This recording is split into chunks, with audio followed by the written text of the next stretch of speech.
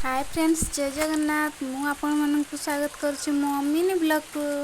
सो आज हूँ नुआखाई, तेणु आपण मानक नुआखाई अनेक अनेक शुभेच्छा और शुभकामना। से अवसर में बापा आनी मक्का मक्का को मु भल भाव परिष्कार कर सब चोपा मोपा सब छड़े देछि। तापर मो दीदी एठी आसिक टिके स्टाइल मारदेला। देखंतु सबू ता देहरु चोपा रुह फुह सब काढ़ी अलगा कर देछि। एबे मु ताकू चुली रे पोड़ेबी।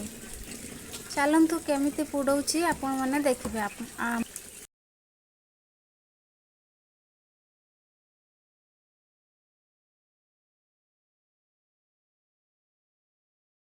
बर्तमान चुली रे पकई देबी।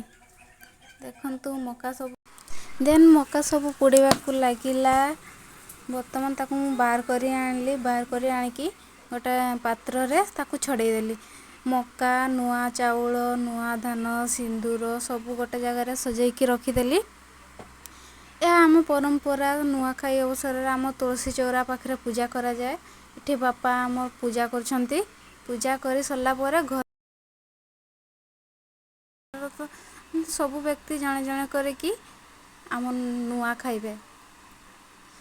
मक्का आ नुआ चाउल एठी बापा पूजा करछंती। पूजा करी सरले समस्ते गाधेकी खाइबे। सो फ्रेंड, ए थिला आम नुआखाई पूजा। आपन को पटे केमिति करा जाय निहाती कहबे। रहिली, नमस्कार, जय जगन्नाथ।